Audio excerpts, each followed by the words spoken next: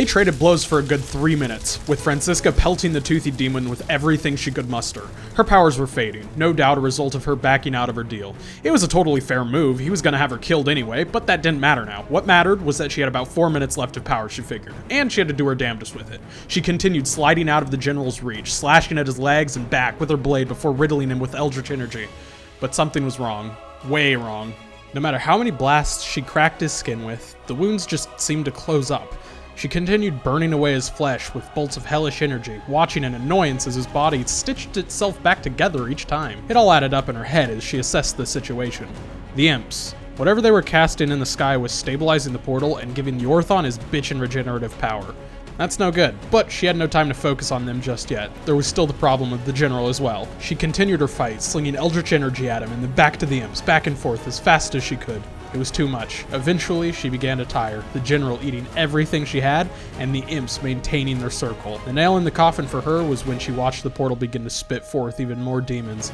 Imps, spined and bearded devils, succubi, and hell wasps all began to flood into the burning streets of Moonshore. Resigning to only dodging the general's attacks, Franziska watched as a massive portion of the Great Fiend's legions found their way to her world. After the waves had tapered off, the demons filled the town center, taking to the surrounding countryside and flattening the remaining buildings. Fran breathed heavily, glaring at the general as he raised his arms and bellowed a deep laugh. Preparing to gloat, he was suddenly cut off. A blinding white pillar of flame descended at Mach speeds from the sky right on top of the general. His body fell, bisected and smoldering as a figure leapt from the flames, sword in hand. Franziska's eyes darted around, following the figure as it dove into the horde of demons, bright white flashes following its sword swings. Demons flew left and right in varying amounts of dismemberment as the figure continued cleaving through the legion. The demons tried to pour on top of the figure, only to be split in half or cut limb from limb before they could lay a hand on their assailant. This unexpected assault shattered the demons' hold over the town momentarily, giving enough time for the survivors of the attack to escape. Their home was all but destroyed, but at the very least, they could flee with their lives. The Shining Warrior's surprise attack was cut short with a loud thud as a demon caught her off guard and sent her sailing, disarmed and discombobulated, back over the horde. Crash landing at Fran's side, Anya quickly stood back up, looking for her sword before she noticed Fran, staring speechless. She broke the silence, asking if the paladin would like some help. Anya, not having any reason to suspect Fran a threat, gladly accepted, helping her up as the two turned to, oh no. The army had gone quiet. Instead, they stood, watching the portal as it cracked open, wider than ever. Something else came rising through it. Large, leathered wings, a nearly draconic head, and blood-red flesh. Two beady orange eyes of fire glared at the two. Anya and Fran backed up, nearly tripping down as the huge demon emerged.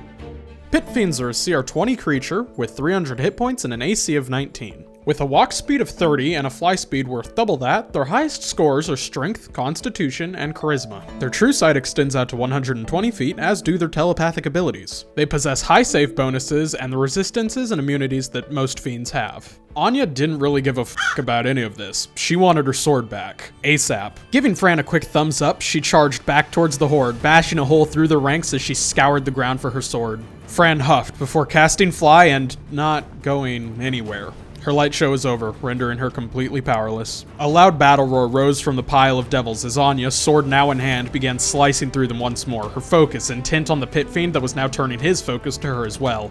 Anya cleared her path to the immense demon, ducking out of the way as the Fiend cast a fireball at her. The fireball violently erupted behind her, destroying his own ranks as they chased Anya. He growled as the glowing paladin continued her charge, spectral wings beginning to fade into existence at her back. Pit Fiends have innate spellcasting, granting them Detect Magic and Fireball at will, and Hold Monster and Wall of Fire 3 times a day each. They have magic resistance, and all their weapon attacks are classified as magical attacks. Most impressively, they possess a Fear Aura, meaning any creature starting its turn within 20 feet of the demon must succeed a DC 21 Wisdom save or become frightened until its next turn. The Pit Fiend attempted to terrify Anya with this, flashing his teeth and gnashing them together, roaring. She only roared back, casting fear herself. He failed his save, dropped his mace, and stumbled backwards, attempting to flee, only to turn and meet face to face with Fran. She'd recovered the Orthon's crossbow and loaded it with a random bolt, now aiming it right at the Demon King. Kicking herself for not delivering a cool quip, Fran let the bolt fly, grinning as it impacted square in the demon's face, delivering 22 points of lightning damage throughout his body. This was enough to break Anya's fear spell, and he quickly recovered his mace and prepared to engage the two in melee. Pit Fiends get 4 melee attacks. They get a bite that delivers poison, a claw, a mace, and a tail, the last 3 having a reach of 10 thanks to the demon's size. Each attack benefits from a plus 14 attack bonus, giving the Fiend a very brutal edge in combat. Furthermore, its mace deals an additional pool of fire damage for a massive damage total on each swing. Goes without saying, but disarming it should be a priority when dealing with one of these. Their battle went on, with Anya forcing back the waves of fiends with rays of vibrant holy energy blasted down from the heavens. Fran had resorted to wielding the ex-general's dagger as a sword, slashing away at the Pit Fiend with large, sweeping strokes. Eventually, the demon hordes dwindled, and Anya could focus on the Pit Fiend, beginning to sear away his form with her radiant blade. A few good slices later, and the Pit Fiend was floored, Anya stepping on his hand and Fran bringing the dagger down on him. He let forth a burst of flame from his mouth as he roared in pain before he shoved the 2 off of him and attempted to continue fighting. Weakened now, he was quickly overpowered again as they sliced through his legs, the remaining demons, including the imps at the spell circle, fleeing back to the portal. The portal was dwindling. It was even beginning to close. The army had abandoned their leader to live another day. As the demon lord looked on at the weakening portal, he attempted one more disgusted slash at Fran before flying back, but with a staggering smite from Anya, he fell back down to the ground.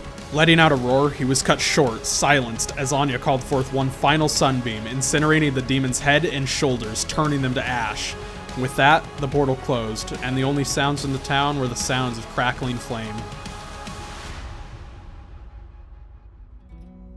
The 2 caught their breath a moment longer before collapsing against the statue, exhausted. They began to talk, and Francisca wove an excellent story about what she was doing in the town. She was truly repentant for what she'd done, but the last thing she wanted right now was a shockingly vicious paladin to cleave her in half. So she lied. Wanting out of the warlock life for good, she asked Anya if she could follow her on her travels. Maybe she could pick up a thing or 2 about being a cleric. Anya, grown tired of the lone wolf act and realizing just how good it felt to fight with a partner, agreed almost instantly. The 2 shook on it, pledging allegiance to both each other and the righteous cause. After assisting the survivors of the attack with recovering bodies and finding a new place to stay, they set off, and Anya filled in Francisca on her next task. However, they both figured it would have to wait. In that moment, all they really wanted was a good nap.